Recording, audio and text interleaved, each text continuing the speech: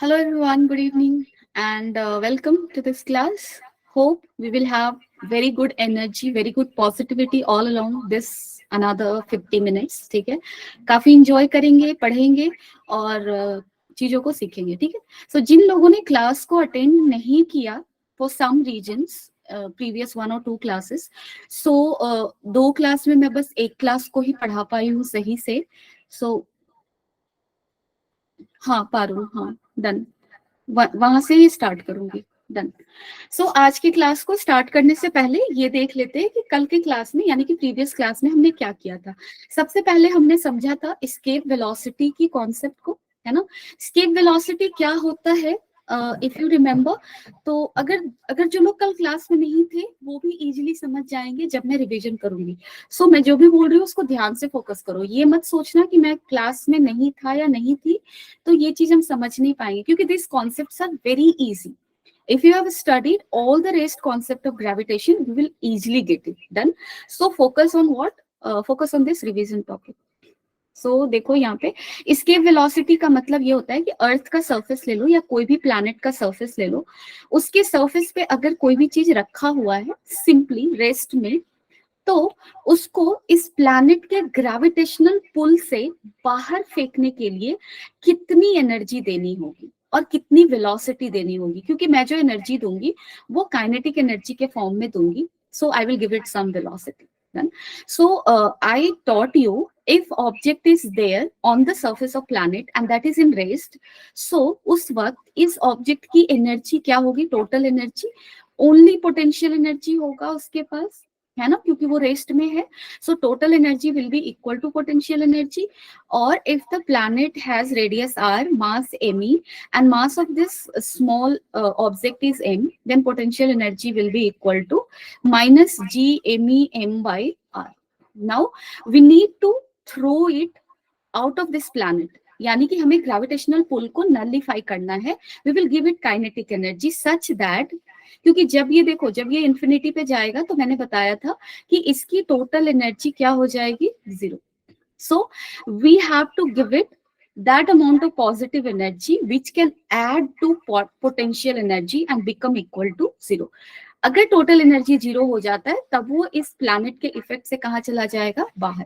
सो हमारा काम क्या था, इस एनर्जी में जो कि ऑलरेडी इस बॉडी के पास है, उस एनर्जी में पॉजिटिव एनर्जी को ऐड करेंगे and this addition will become equal to 0. और ये एनर्जी कितना होगा, हाफ एम वी स्क्वायर. यहाँ से हमने v को कैलकुलेट किया था, है ना. अगर इस इक्वेशन को आप सॉल्व करोगे, वेलोसिटी क्या मिला था हमें, g me by r into 2. ये 2 यहाँ रहेगा, ठीक है. So if I am going to do further things, r into R यहाँ मल्टीप्लाई कर रही हूँ तो मुझे क्या मिलेगा. इफ यू रिमेम्बर, सब तुम लोग पढ़ चुके हो, G M E by R square किसके बराबर होगा, gravitational field at the surface of planet. So this will become equal to 2gr. So escape velocity for any planet for the object kept on its surface means, जब तुम escape velocity जब भी बोला जा रहा है, इसका मतलब ही ये है कि उसके सरफेस पे एक ऑब्जेक्ट रखा हुआ है जो कि रेस्ट में है और उसको ग्रेविटेशनल पुल से बाहर फेंकना है. Simple. How much velocity will it give it, root under 2gr. This is the answer. Okay.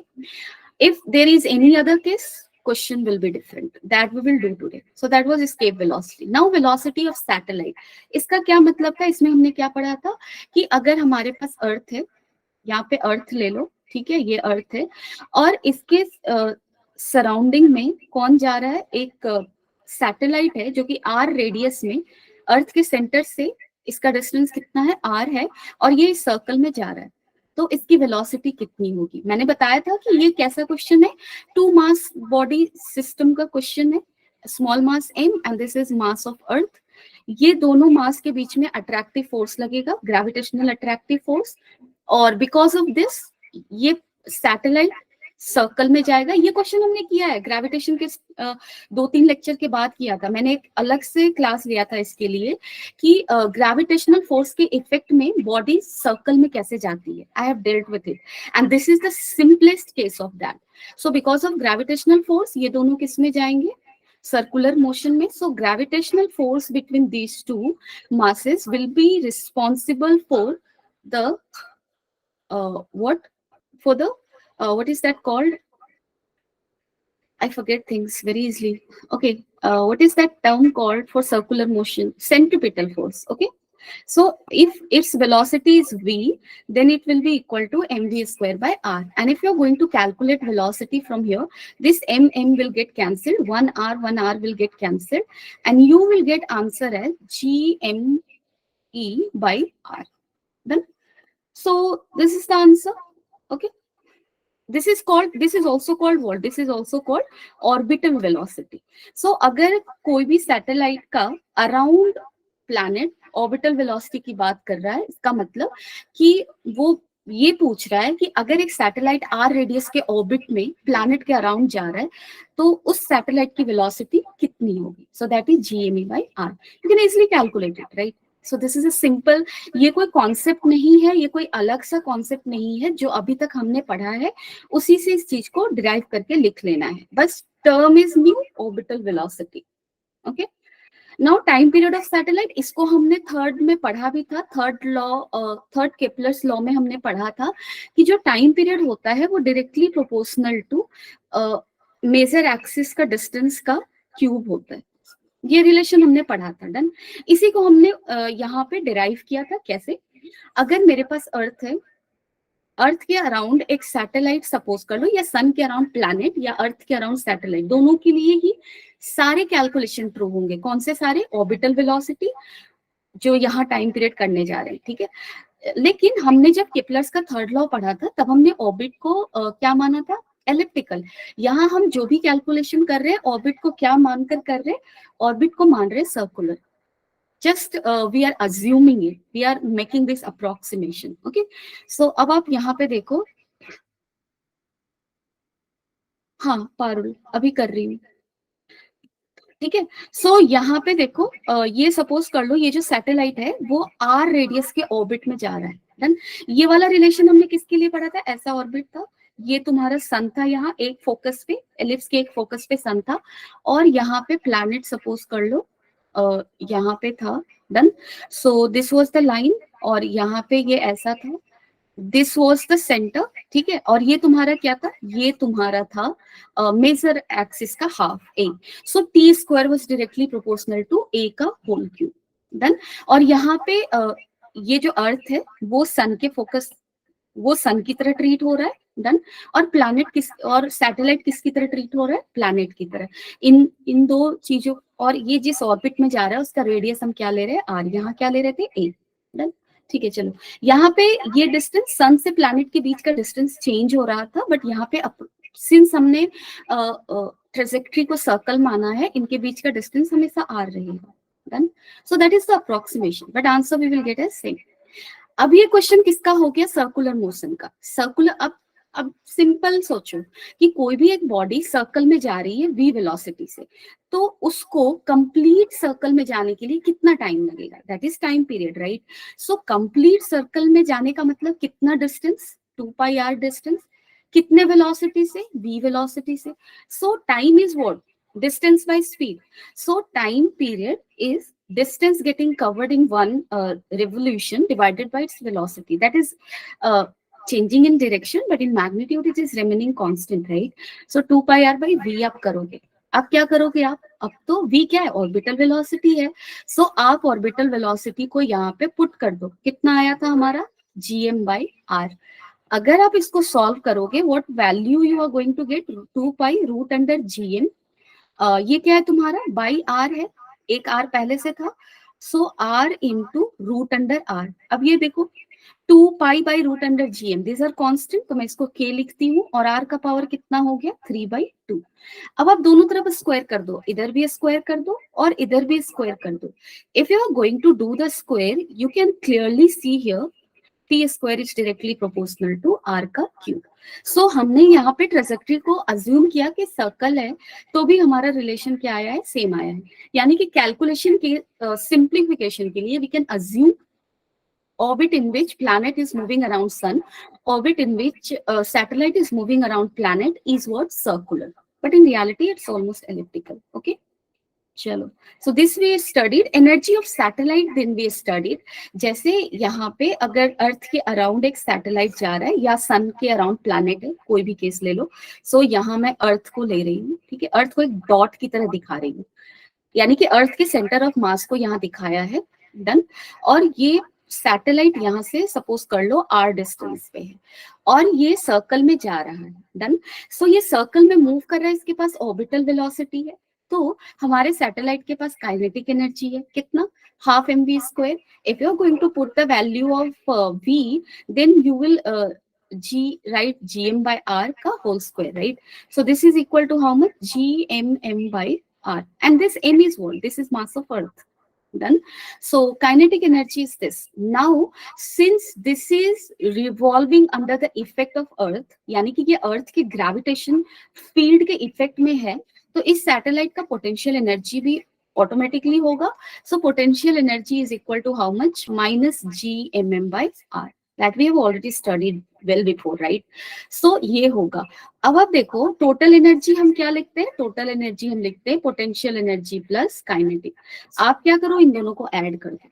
So if you are going to add it, how much value, okay यहाँ पे हाफ होगा, how much value you are going to get, you will get minus gmm by 2r, done. यहाँ से मैंने दो तीन चीजों का डिस्कशन किया था। एक तो ये कि टोटल एनर्जी नेगेटिव आ रहा है, इसका मतलब ये है कि सैटेलाइट अर्थ से बॉन्डेड है। जिस तरह से इलेक्ट्रॉन का inside atom total energy negative होता है क्योंकि वो इलेक्ट्रॉन न्यूक्लियस से बॉन्डेड है। दो सिस्टम जब बॉन्डेड होता है तो उनकी एनर्जी आपस में क्या होती है, नेगेटिव होती है, ठीक है। So total energy negative, it means it is bonded to the planet.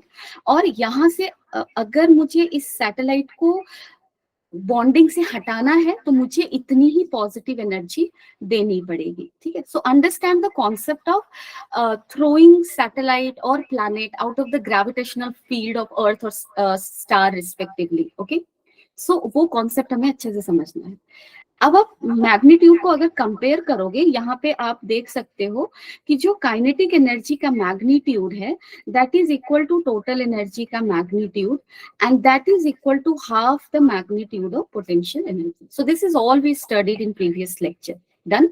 Now based on this all things we are going to do question. अच्छा, जियो स्टेशनरी सैटेलाइट भी मैंने बताया था। सो जियो स्टेशनरी सैटेलाइट में मैंने क्या बताया था, जियो का मतलब क्या होता है, जियो का मतलब होता है अर्थ, स्टेशनरी का मतलब क्या होता है, रेस्ट, ठीक है। सो ऐसा सैटेलाइट जो अर्थ के रिस्पेक्ट में रेस्ट में है वो क्या होगा, जियो स्टेशनरी, डन। सो अर्थ मेरा क्या होता है, अगर मैं ऐसे अर्थ बनाऊं तो अर्थ ऐसे रोटेट कर रहा है अपने एक्सिस पे, डन। सो अर्थ का रोटेशन कुछ ऐसे है, डन। और अगर दूसरी चीज उसके रिस्पेक्ट में रेस्ट में है तो वो चीज भी तुम्हारा क्या होगा, वो भी ऐसे रोटेट करेगा, डन। इसलिए जो जियो स्टेशनरी सैटेलाइट होता है वो कैसे रोटेट करता है, वो इक्वेटोरियल प्लेन में ऐसे रोटेट करेगा, ऐसे घूमेगा, ठीक है। ये मैंने एक इंपॉर्टेंट चीज बताया था। तो जियो स्टेशनरी सैटेलाइट में तुमसे इंपॉर्टेंट चीज क्या पूछ सकता है कि वो उसका ऑर्बिट क्या होता है। सो वो उसका ऑर्बिट इक्वेटोरियल होता है, डन। और उसका टाइम पीरियड क्या होगा, उसका टाइम पीरियड 24 आवर होगा। क्यों, क्योंकि वो अर्थ के रिस्पेक्ट में रेस्ट में है। इट मींस जितने टाइम पे अर्थ ऐसे घूम जाएगी उतने ही टाइम में ये सैटेलाइट भी ऐसे घूम जाएगा, then only they will remain in rest with respect to each other. So इसका भी टाइम पीरियड क्या होता है, 24 our. So this is two important things you need to know. Then rest I have those small things or concepts I have explained already. Done. Now let's start with the question, and please everyone guys, please keep your energy very much high so that तुम लोग answer जल्दी जल्दी से करना, ठीक है। Just stay prepared. Again, अब मैं फॉर्मूला यहाँ लिखती जाऊंगी, डोंट वरी, दो तुम लोगों को याद होना चाहिए फिर भी। सो एस्केप वेलोसिटी का फॉर्मूला क्या आया था, एस्केप वेलोसिटी का फॉर्मूला था root under G into mass of planet divided by radius of the planet, और यहाँ पे 2 था। So 2 into G M P by R, this is escape velocity, done. Now do this question everyone and let me know the answer, the one you are getting, okay? Chalo, I expect each one of you to be very much active in the class, please.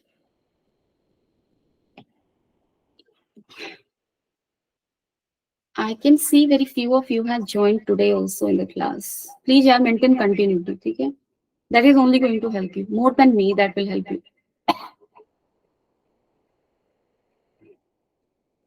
Chalo, come on everyone.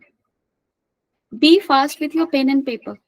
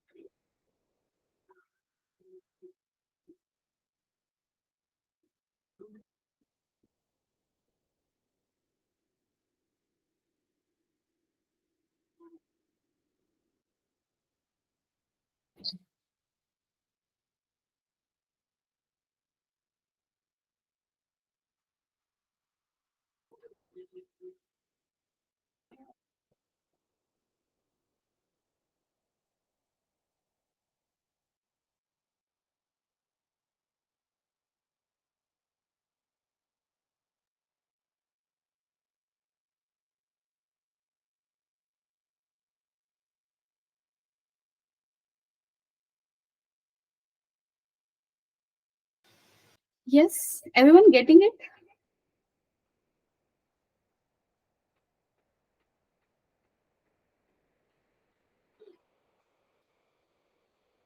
Come on.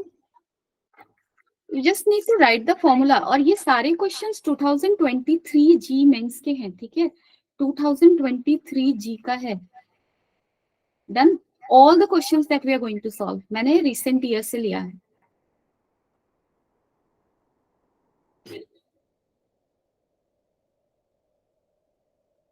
Come on, yaar. You just need to put the formula. How many of you got the answer?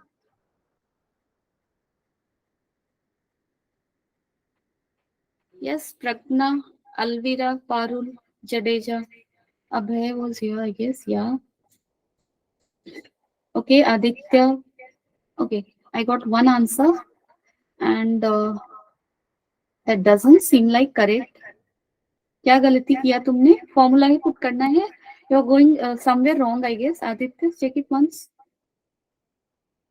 क्या करना है? Mass of planet ratio निकालना है escape velocity of a planet to the escape velocity of earth. So earth के escape velocity को आप क्या लिखोगे? g into mass of earth by radius of earth into 2. मैं 2 लिखना बार बार भूल जाती हूँ. So this is escape velocity for the object kept on the surface of Earth, right? So for Earth it is escape velocity. Now for the planet you have to write. So for the planet, if you are going to write, what you will write? 2 into g mass of planet by radius of planet. Done. And there is relation given between mass of Earth and mass of planet, right? That relation is already given. So what is the mass of planet? It is 16 times mass of Earth. So this is mass of Earth into 16 times. And the radius is 4 times. Done. So radius is 4r. Done.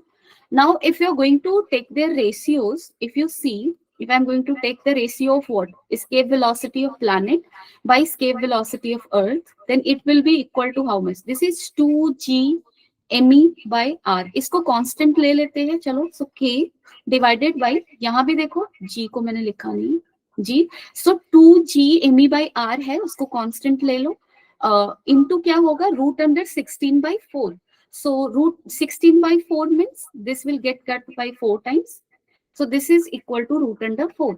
So velocity of planet by velocity, escape velocity of planet by escape velocity of Earth is 1:2.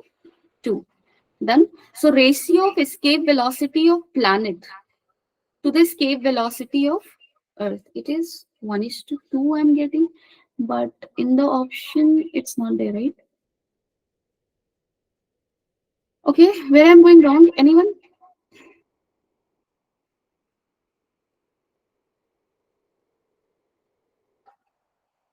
Okay, radius of planet is 4 times that of Earth. That I have done here. So, yeah. Okay, anyone? Can anyone see if it is wrong or option given is wrong? What?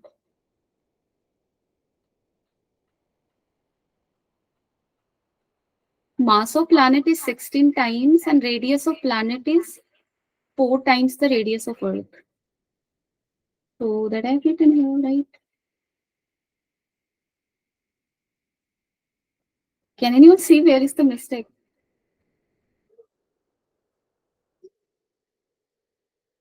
Okay, ratio of escape velocity of planet to the escape velocity of Earth.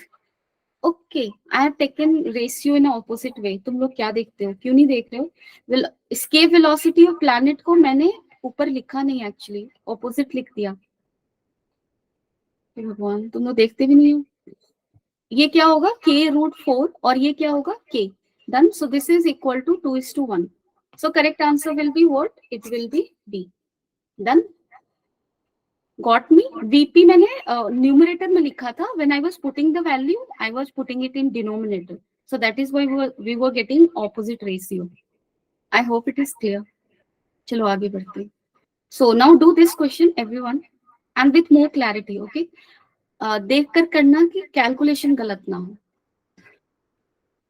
Now अब यहाँ पे छोटे छोटे concepts use होंगे, छोटे छोटे जो हमने अभी तक पढ़ा है. Basic understanding of energy and all. So do it.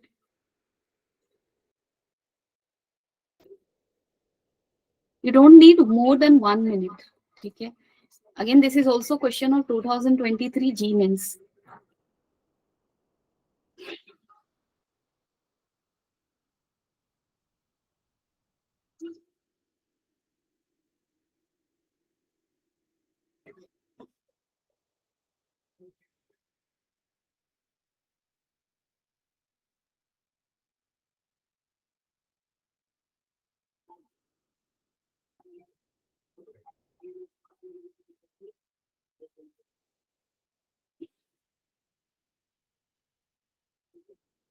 Yes, everyone, come on. What is said in the question? A body is released from a height.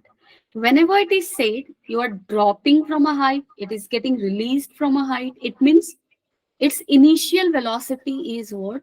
0. ठीक है. इसका ऑलवेज मतलब ये होता है. क्वेश्चन में कहीं भी लिखा हुआ है कि you are dropping a ball, you are releasing a ball, it means you simply और its initial velocity is 0. Simple meaning. So do it.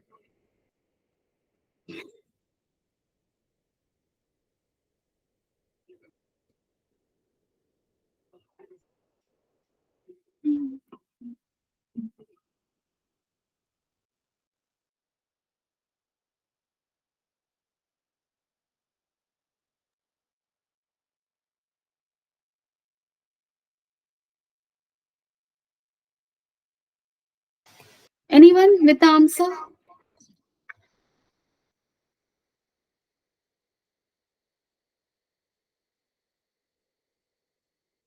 Yes, Aditya, you gave option A later. Parul. Okay. Yeah, very good. Come on, everyone. Come on, come on, come on, do it fast. We have to discuss certain things also, so तुम लोग थोड़ा fast करो, please. Questions are very basic, है ना?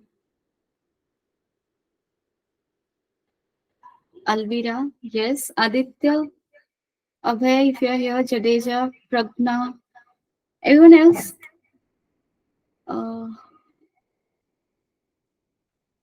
Yes. Others, please.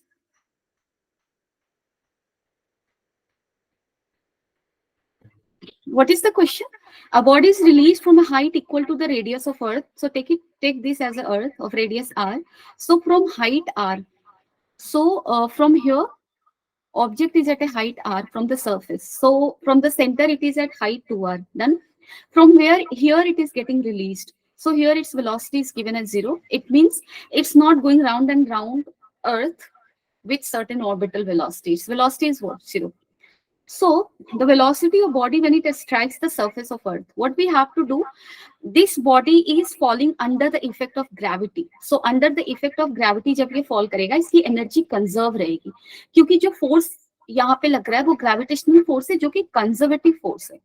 और जब भी force लगता हुआ सिर्फ कंजर्वेटिव हो तो मैकेनिकल एनर्जी कंजर्व होता है, that is sum of potential energy plus kinetic energy क्या होगा, कांस्टेंट होगा, कंजर्व होगा। Done. So work energy power में हम ये चीज पढ़ते हैं, नहीं भी पढ़े हैं तो मैं यहाँ बोल रही हूँ, this is important. Okay done.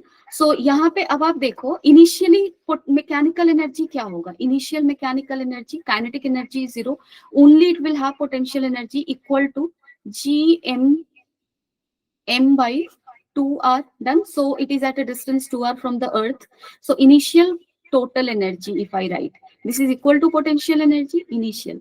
Final total energy किसके बराबर होगा, final sum of potential plus kinetic, it will fall when it will be here, it will have some velocity and that is asked in the question.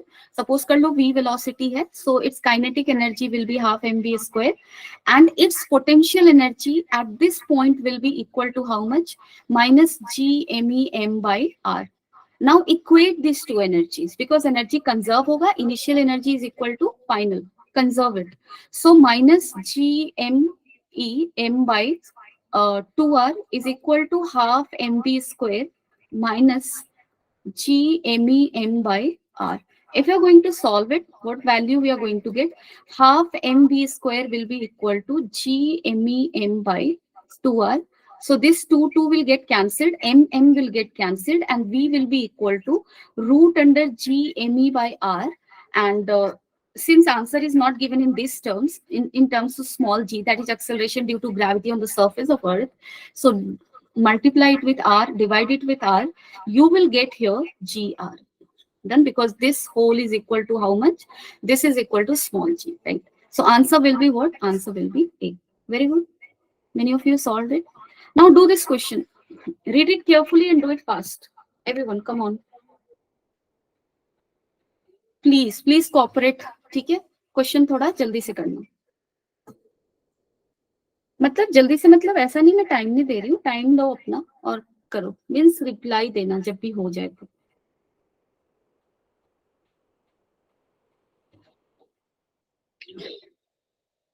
देखो बहुत सारे लोग question solving में भाग चुके हैं. Question solving is soul of your learning, you know. खासकर physics पर, कोई भी सब्जेक्ट पढ़ लो, वैसे क्वेश्चन सॉल्विंग इज सोल. और तुम सोल को भाग छोड़कर भाग रहे हो, what will you do with the body? It's worthless है ना.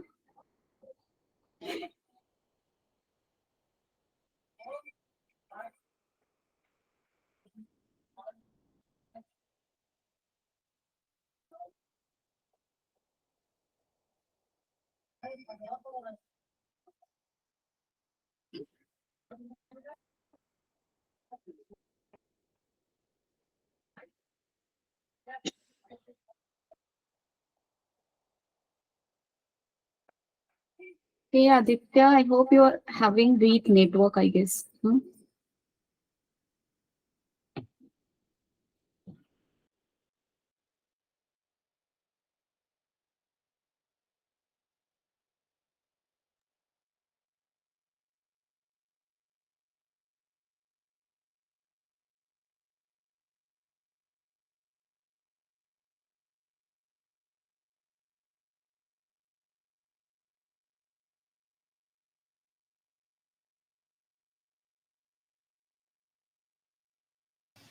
Anyone with the answer?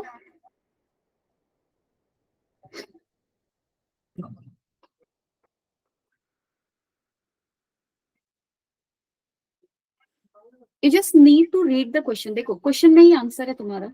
A spaceship of mass 2 into 10 to the power 4 kg is launched into a circular orbit close to the Earth's surface. So this is Earth of radius r. If this is launched close to the Earth's surface, it means what? It means, अच्छा पारुल कर रही हो, हाँ करो, ठीक है. Sorry.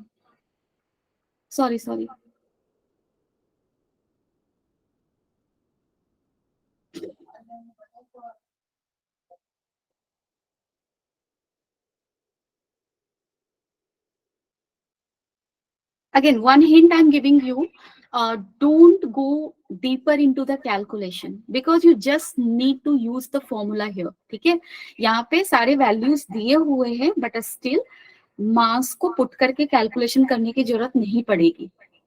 Late me tell you that. ठीक है.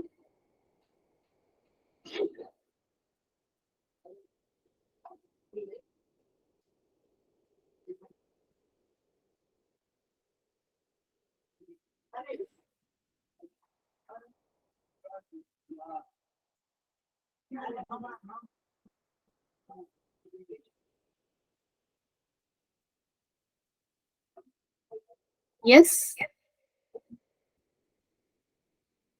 with your due permission, can I?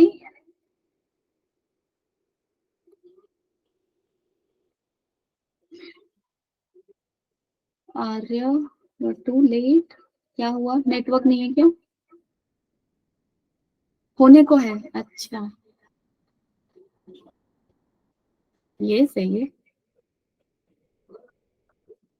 Okay, very good. I'm impressed. And that is correct answer. Others, please, yeah, come on, everyone. Alvira, yes. Very good. देखो तुम लोग please अपने energy को positive रखो. You people are like कि कुछ लोग reply नहीं कर रहे. तुम लोग गलत भी रिप्लाई करो. Just interact. यू नो क्या होता है एनर्जी ट्रांसफर कैसे होती है.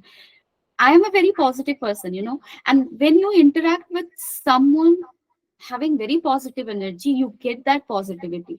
Please reply. ठीक है आदित्य, वेरी गुड. तुम सबने ट्राई किया and for that I am very happy. So 7.9 and 8 में काफी ज्यादा क्लोज रिलेशन है ना. यहाँ पे देखो आंसर्स काफी क्लोज क्लोज हैं. This is 7.9 and this is your 8. सो बहुत ही क्लोज है. अब देखो इस क्लोज को हम कैसे क्रैक करेंगे. सो एडिशनल क्वेश्चन क्या है, स्पेसशिप है, इतने मास का है, 2 × 10⁴ kg, और इसको हमने circular orbit close to the earth surface में लॉन्च किया है. यानी कि ये जो सैटेलाइट है वो अर्थ सरफेस के काफी क्लोज में ऑर्बिट कर रहा है. डन. यानी कि इसका ऑर्बिटल रेडियस कितना ले सकते हैं, रेडियस ऑफ अर्थ के बराबर मान सकते हैं. Done. So that we have to assume. जब भी तुम्हारे क्वेश्चन में रहे कि it is launched into an circular orbit close to the earth surface, so वहां पे आर का वैल्यू क्या लेना है तुम्हें, रेडियस ऑफ अर्थ के बराबर. Then additional velocity to be imparted to the spaceship in the orbit to overcome the gravitational pull. अब आप ध्यान से देखो, यहाँ पे हमने ये देखा था कि यहाँ पे क्वेश्चन क्या कह रहा है कि इस सैटेलाइट को अगर ग्रेविटेशन पुल से बाहर ले जाना है यानी कि एस्केप करवाना है तो उसको एडिशनल वेलोसिटी कितना देना होगा. That is the question, right. हमने ये पढ़ा था कि जब कोई बॉडी रेस्ट में होता है अर्थ के सरफेस पे तब हमने एस्केप वेलोसिटी डिफाइन किया था. और एस्केप वेलोसिटी मींस ये बॉडी रेस्ट में है, सरफेस पे है, यानी कि आर डिस्टेंस पे है, इसको पुल ग्रेविटेशनल पुल से बाहर ले जाना है. कितनी वेलोसिटी हमने दी थी, हमने वेलोसिटी दी थी 2g_re, है ना, 2 × gm/re, right. So that is equal to 2g_re. इतनी वेलोसिटी दी थी, ये रेस्ट में था. लेकिन यहाँ पे हमारा जो सैटेलाइट है वो रेस्ट में नहीं है, उसके पास ऑर्बिटल वेलोसिटी है. और ऑर्बिटल वेलोसिटी किसके बराबर होता है, gme/re. इसको क्या लिख सकते हो, इसको लिख सकते हो gre. सो इसके पास ऑलरेडी gre वेलोसिटी है. डन. और कितना और वेलोसिटी देंगे, यानी कि एस्केप करने के लिए उसके पास इतनी वेलोसिटी होनी चाहिए टू एस्केप, एंड इसके पास ऑलरेडी कितनी वेलोसिटी है, इतनी, √gre. सो एडिशनल वेलोसिटी कितना दोगे, so v additional will be equal to √2gre minus √gre. Simple. So यहाँ पे आप कॉमन ले लो, √2 - 1, क्या बचेगा, √gre. स्मॉल g, re का वैल्यू क्या लोगे, that is equal to your, sorry R लिखते हैं पहले. अब वैल्यूज पुट करो. जी है मीटर पर सेकंड में, आंसर देखो किलोमीटर पर सेकंड में. सो मीटर पर सेकंड स्क्वायर. अब आप इसको किलोमीटर पर सेकंड स्क्वायर में चेंज कर दो. सो 10 × 10⁻³ into 6400, that is in kilometer, and this will become equal to how much, √64, that is 8. So exact answer you will get as 8√2 - 1. ठीक है. सो this is correct answer. Correct answer will be your what, it will be 3. ठीक है. चलो, very good everyone, well done. Okay, this is your another question from the time period. Everyone just take only 1 second, please. Do it so that I, एक ही part बचा हुआ है, weightlessness explain करना है मुझे और orbit polar satellite, that I want to do today, okay. So help me in that. आप question जल्दी से करो। क्वेश्चन है टाइम पीरियड से, you just need to put the formula, everyone fast, properly you put the formula. और अगर formula याद नहीं है तो टाइम पीरियड के लिए मैंने क्या बताया था, क्या होगा, 2πr/v, where v is the orbital velocity and r is the orbit radius in which it is going round and round around an earth or that sun, whatever it is, ठीक है। so this was the formula, basic formula याद है तो gravitation में problem नहीं है, you can easily reach up to answer, okay. Do it now, come on everyone, you all good people here, चलो।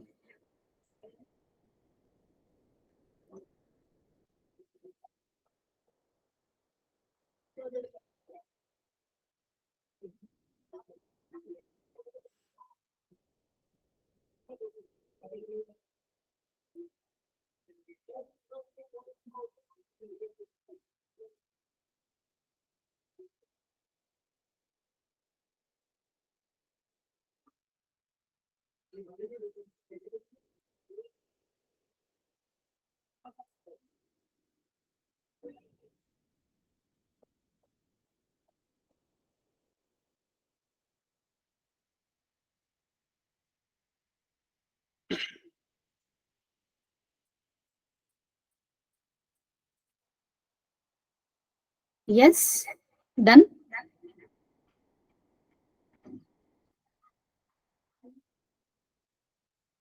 तुम लोग क्वेश्चन ज्यादा प्रैक्टिस किया करो, ठीक है एवरीवन, क्योंकि स्पीड बढ़ाने का एक ही उपाय है, वो है क्वेश्चन को ज्यादा से ज्यादा सॉल्व करना। I am very much sorry everyone here कि और मैं टाइम नहीं दे पाऊंगी, इसलिए मैं क्वेश्चन सॉल्व नहीं करने जा रही।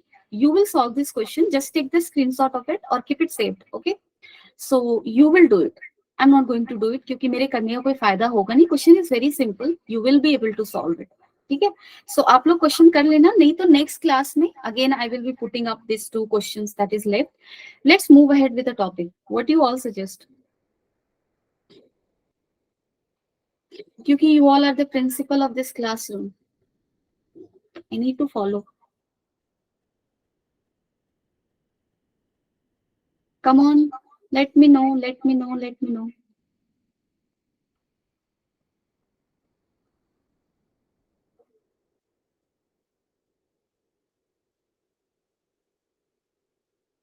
कोई नहीं कुछ बोल रहा, मैंने जो बोला वो समझ में आया, लाइक मैंने बोला कि इन 2 क्वेश्चंस को अभी लीव करते हैं आदित्य, ओके।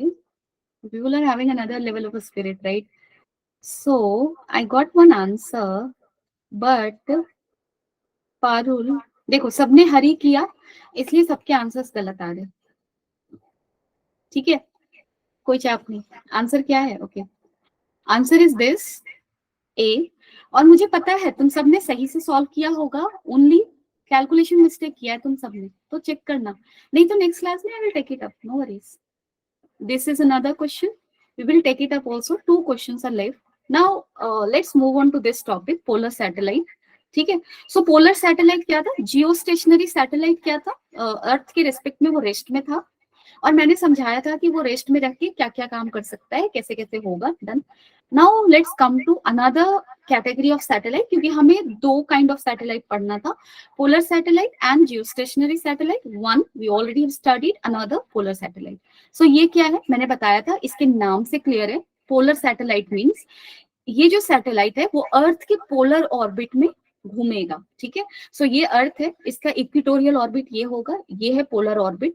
सो जब ऐसे ऐसे घूम रहा है तो वो पोलर सैटेलाइट है, जब ऐसे जा रहा है तो वो इक्वेटोरियल सॉरी जियो स्टेशनरी है, if its time period is equal to 24 hours, right. So यहाँ पे पोलर सैटेलाइट का मतलब क्या होगा, ऐसा सैटेलाइट जिसका ऑर्बिट क्या है, पोल रीजन में, ठीक है, done. Now see here, the altitude of polar satellite is lower than that of geostationary satellite.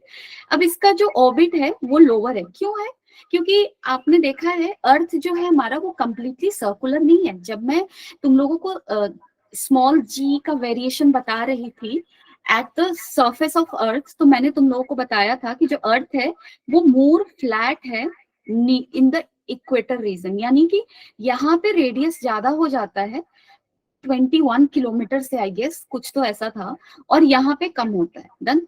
सो जो सैटेलाइट इस ऑर्बिट में है उसका ऑर्बिटल रेडियस भी ज्यादा होगा, और जो सैटेलाइट पोलर ऑर्बिट में है उसका ऑर्बिटल रेडियस भी क्या होगा, कम होगा। And that is why it is written here altitude of polar satellite, यानी कि सरफेस से पोलर सैटेलाइट की जो दूरी है, यानी कि जिस ऑर्बिट में वो जा रहा है, that is lower than that of geostationary satellite, so that is close to this. Okay, and इसको हम काफी क्लोज भी रखते हैं क्योंकि इसका काम है, आगे देखेंगे, ठीक है, अभी देखते हैं आगे। अब आप देखो, earth is rotating like this, earth कैसे रोटेट होता है, ऐसे, है ना, और हमारा सैटेलाइट कैसे जा रहा है, पोलर सैटेलाइट ऐसे, है ना, you can see here in the diagram. देखो, this satellite can view only small strip of earth in one orbit. कैसे, जैसे आप ध्यान से देखो, मेरा सैटेलाइट अर्थ कैसा है, ऐसा, और ये जो अर्थ है वो रेस्ट में नहीं है, वो ऐसे घूम रहा है, और जो मेरा सैटेलाइट है वो ऐसे घूम रहा है। डन। सो अर्थ जब ऐसे घूम रहा होगा, सैटेलाइट ऐसे आ रहा है, तो आप ध्यान से देखो, जब सैटेलाइट यहाँ होगा तब अर्थ का एक पोर्शन, ये वाला पोर्शन सैटेलाइट से विजिबल है, लेकिन ये अर्थ जो है वो ऐसे घूमेगा, तो ये जो पॉइंट है वो इसके लाइन ऑफ साइट से दूर हो जाएगा, दूसरा पॉइंट इसके लाइन ऑफ साइट पे आएगा, यानी कि अर्थ को तुम 3D की तरह ट्रीट करोगे। तो यहाँ पे अगर ध्यान से देखो तो अर्थ का डिफरेंट डिफरेंट स्ट्रीप, अगर मैं यहाँ पे तुम लोगों को दिखाऊं तो देखो, अर्थ का different different strip different different points पे इस सैटेलाइट को विजिबल होगा। जैसे जैसे ये सैटेलाइट ऐसे ऐसे आएगा, अर्थ का डिफरेंट डिफरेंट पोर्शन वो देख पा रहा है। Done. So that is why it is said this satellite can view only small strip of Earth in one orbit. एक ऑर्बिट में वो सिर्फ स्मॉल स्ट्रिप ऑफ अर्थ को देख पाएगा, ना कि पूरे को देख पाएगा। Done. Again this are very visualization वाला thing. The whole earth can be viewed strip by strip during the entire day, और इंटायर डे में क्या कर सकते हैं, होल स्ट्रिप बाय स्ट्रिप हम होल अर्थ को देख सकते हैं, क्योंकि अभी अभी मैंने देखा एक पॉइंट पे जब यहाँ सैटेलाइट है वो अर्थ के इस पॉइंट को देख पा रहा है, थोड़ी देर बाद जब सैटेलाइट यहाँ आएगा तो वो अर्थ के किसी और पॉइंट को देख पाएगा, तो ओवर होल डे ये अर्थ के कंप्लीट पॉइंट को मे बी ये देख सकता है। ठीक है, सो that is kind of this thing. Now this was your polar satellite का यूज क्या होता है, remote sensing, material like for purpose of studying different weather things and all, environment का studies and all, so many things we do like this। ये काफी theoretical चीज है, अगर तुम्हारे बोर्ड में आता है तो you may write it, but इसका concept क्या है polar satellite का, it revolves in polar orbit close to the earth and over time strip by strip it will cover whole the surface of earth, that is it। okay, so ज्यादा पढ़ना नहीं हमें, इसमें ज्यादा question आएगा कि इसका ऑर्बिट कैसा होता है, डन, कैसे घूमता है, और कुछ भी नहीं आएगा। यूजेस आ सकते हैं, सो यूज को याद रखना पड़ेगा। अब देखो वेटलेसनेस क्या है, this is a very interesting concept and last concept of your gravitation. ठीक है, वेटलेसनेस। अब मैं तुम्हें ना 2 एग्जाम्पल दूंगी यहाँ पे, इसको तुम लिफ्ट ले लो। अब सपोज कर लो ये लिफ्ट है, ऊपर जा रहा है, ठीक है, तुम यहाँ पे पर्सन खड़े हो, डन डन, ये ए एक्सेलरेशन से ऊपर जा रहा है। अगर मैं इस पर्सन का फ्री बॉडी डायग्राम लिखूं, इस पर्सन का, इसका मास ले लो कितना है, m है, ठीक है। सो इसके ऊपर लगते हुए फोर्सेस को आप लिखो, नीचे लगेगा ग्रेविटेशनल फोर्स, और सिंस ये सरफेस पे खड़ा है, ये सरफेस को प्रेस कर रहा होगा, सरफेस इसको अपवर्ड फोर्स कर देगा, and that is normal reaction, so n। और सिंस ये बॉडी लिफ्ट में है, लिफ्ट ए एक्सेलरेशन से ऊपर जा रहा है, ये पर्सन भी ए एक्सेलरेशन से ऊपर जा रहा है। अब इसका इक्वेशन लिखो, n minus M G, why n minus M G, क्योंकि पर्सन ऊपर जा रहा है इसलिए ऊपर वाला फोर्स ज्यादा होगा, n minus M G M A. So normal reaction कितना आया तुम्हारा, M G plus A, M G plus M A. अब देखो मैं ये क्यों कर रही हूँ, that you will understand very soon. अब यहाँ पे दूसरा लिफ्ट ले लो, और ये लिफ्ट मेरा सपोज कर लो नीचे जा रहा है, और यहाँ पे अगेन सेम पर्सन खड़ा है, ठीक है, नीचे ए एक्सेलरेशन से जा रहा है। एफबीडी बनाओगे, नॉर्मल रिएक्शन ऊपर, नीचे एम जी, अगेन तुम इसके इक्वेशंस लिखो। सो दिस टाइम ये नीचे जा रहा है तो पर्सन का भी एक्सेलरेशन नीचे की तरफ है, नीचे वाला फोर्स ऊपर से ज्यादा होगा, यानी कि mg minus n equal to ma, and if you are going to write n, mg minus ma, है ना। अब आप ध्यान से देखो, यहाँ पे n1 लिख लो, यहाँ पे n2 लिख लो, क्योंकि दोनों डिफरेंट है ना, दोनों का वैल्यू क्या है, डिफरेंट है। सो n1 is greater than n2।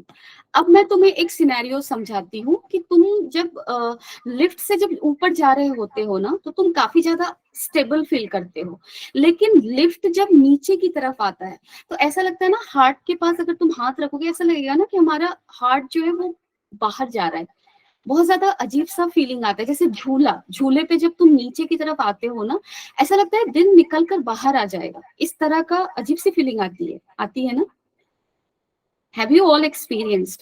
आप सबने एक्सपीरियंस किया होगा। और हाँ, और जब लिफ्ट नीचे जब ज्यादा फास्ट एक्सेलरेशन से आएगा, ऐसा लगता है हार्ट और बिल्कुल सब कुछ निकल कर आ गया हो, मेरे अंदर कुछ बचा ही नहीं है, and that feeling is your weightlessness.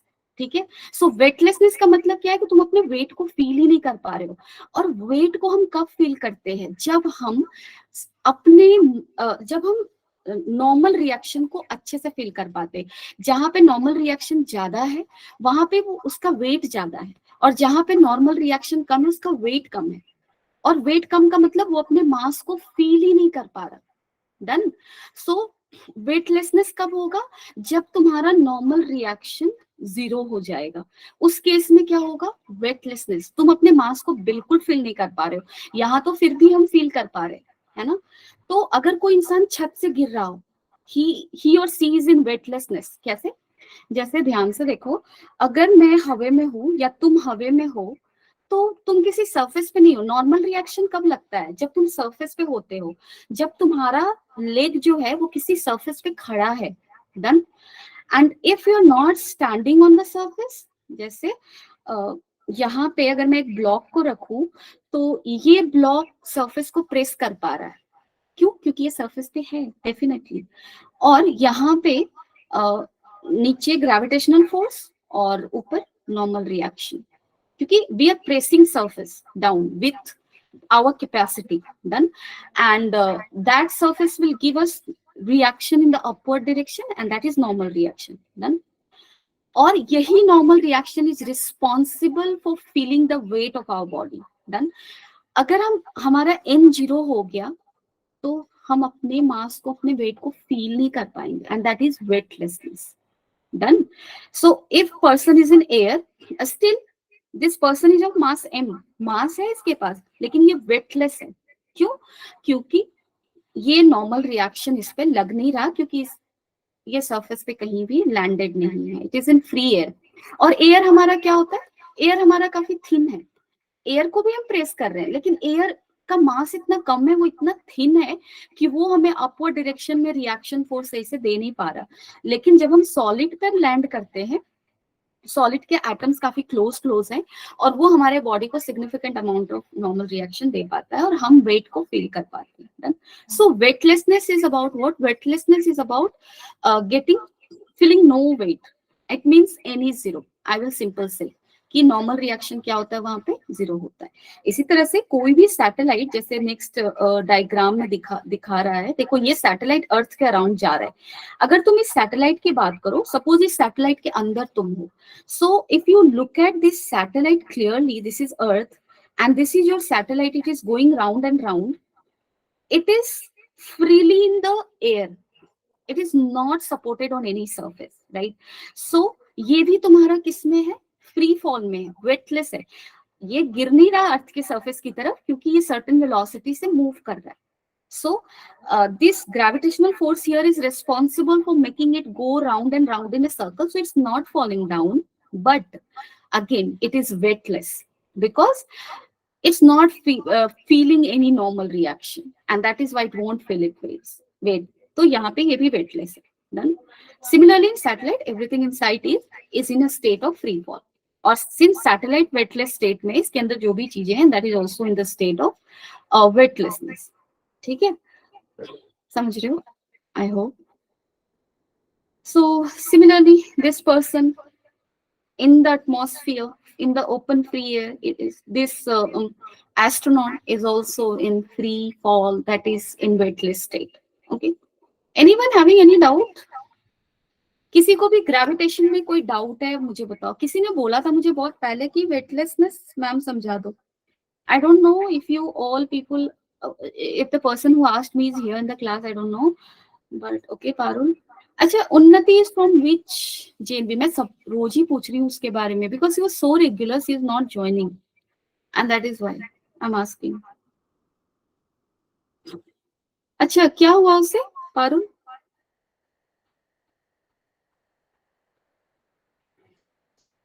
She is okay?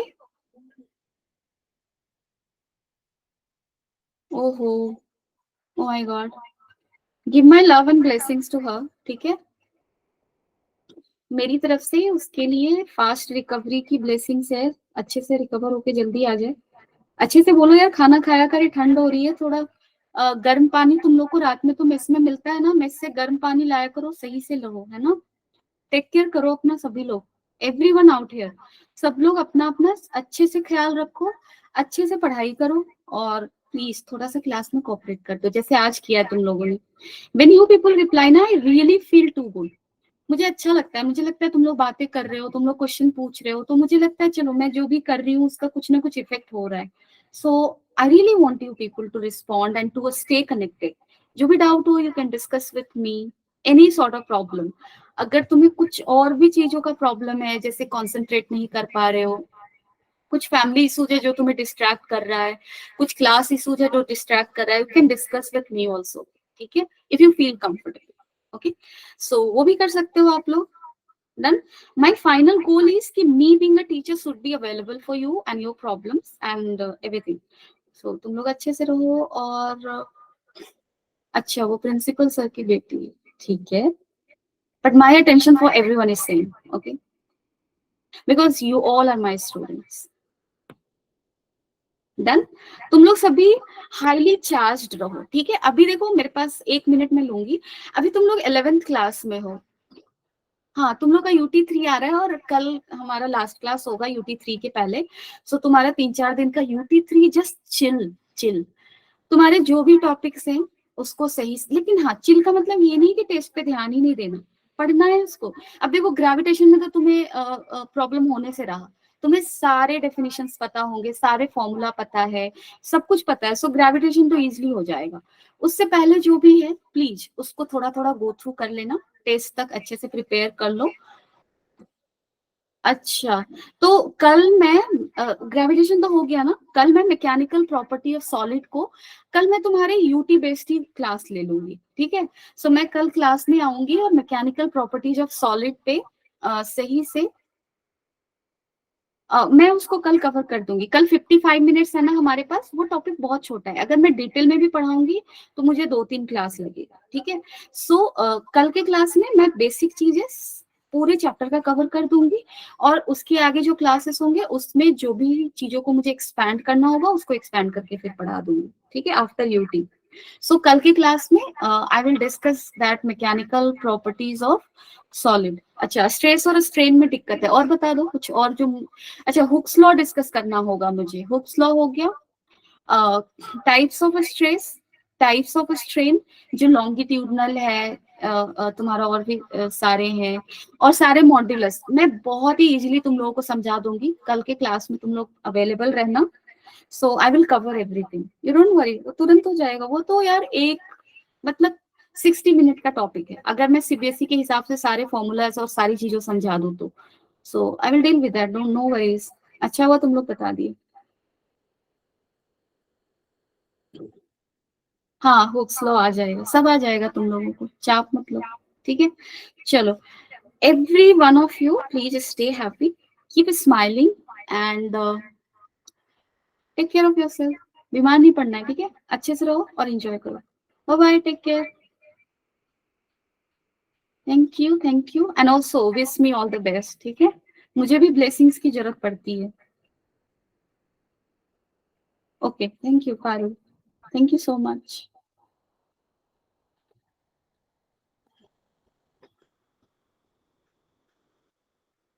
चलो बाय बाय, टेक केयर।